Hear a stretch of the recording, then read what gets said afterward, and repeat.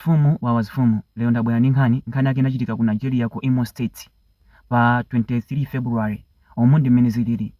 Lita ndi Albania linali banja labwino kwambiri ndipo anali ndi ana atatu, akhala limodzi kuyambira kwa nthawi yayitali, ndipo anthuwa anali achuma, anali ndi ndalama ndithu.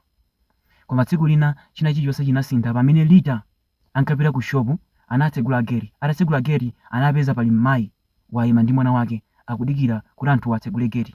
Kenako anamufunsa mayi uja, ukupanga chani pa gate pano? Mayi uja anayankha kuti ndabwera pano kudzakumana ndi amuna anga. Anamufunsa, mamuna wako ndi ndani? Ananena kuti aje Albania. Aje Albania?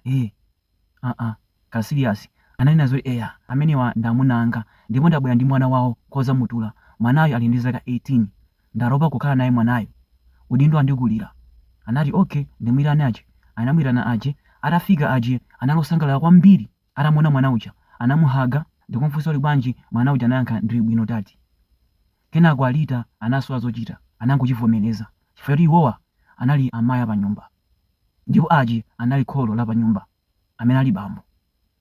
Kenako anatenga mwana uja anapita naye nyumba. Mayi uja anapita kwawo, anayamba kukhala naye mwana uja ngati mwana omupeza. Anapanga chiganizo chomupitisa ku sukulu kuti nthawi imene mwana uja anali grade 13 ankafuna akamalizise maphunziro ake. Anampitisa ku sukulu ya boarding. Ndamakhala ku boarding school kuja aje amapita momuyendera mwana uja, anthu kamuona amapita mene ujako.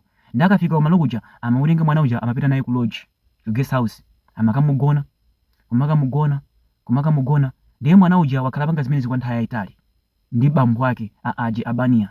Tsiku lina Lita anapeza message mu phone ya aje Albania yonena zakuti dad, ndakhala ndikudikirani pa 4 weeks mpaka na pano simukubwera. Ndiye Lita ataona message imeneyi anamufunsa aje, chochitika ndi chani?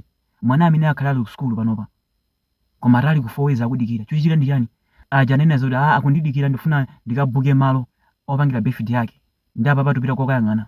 Kenako Lita anati okay, chabwino. Anapita anatenga mwana uja anapitanso ku lodge kokamugona. Ndakhala panga zimenezi kwa nthawi yayitali mpaka nakufikira mu chaka cha 2026. Ndi mu chaka cha 2026 pa 18 March ndi pamene zinthu zinasintha. Mwana uja anachoka ku sukulu kubwera ku nyumba. Atafika ku nyumba Lita anamfunsa ngati mwana pakhomo, chochitika ndi chani, wabwera bwanji ku sukulu? Mwana uja anena zoti ndabwera kozakhala, sindifuna sopita ku sukulu. Sanayankhule zambiri, anadikira amuna ake. Lita uja amuna ake atafika anafotokozera kuti mwana wanu abwera ku sukulu. Ndi aje Albania atampanga approach mwana uja, zokhala bwanji? Mwana uja anangoyamba kulalata, ndabwera pano pozakhala kwa amuna anga, mwandipasa mimba ndipo mimba ili ndi mwezi umodzi.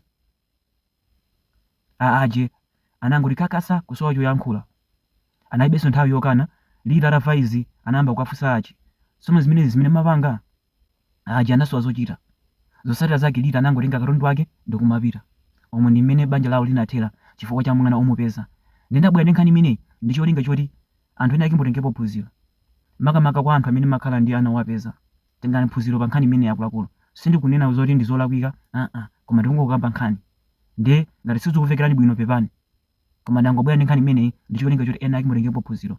Kukhala ndi mwana omupeza si vuto, komano kwa ine I think ndi kwabwino kuti mwana azikhala ndi makolo ake. Amuna anuwo azingomuthandiza. Mamuna wana akapita kunja kumagonana ndi azikazi ena, mungoziwa zoti mamunayo nzeru zamba kupelewera, wasiya kukulemekizani, angathe kupanga china chilichonse. Chimodzimodzinso mmene anapangira ndani aje Albania, anakagona kunja kuja anapanga mwana, kumubweretsa mwana uja, zotsatira zake anakamgonanso mwana uja. Angoganizani, azimuna ambiri alibe umunthu. Ndi zinthu zomvetsa chisoni kwambiri makamaka kwa Lita womenzi, chifukwa Lita anamukonda kwambiri ndalayo, koma zotsatira zake anampanga chipongwe kawiri, koyamba kachiwiri ndi mwana. Ndi zinthu zomvetsa chisoni kwambiri. Chonde azimayi, tengerani phunziro pa nkhani imeneyi, ingotsegulani maso.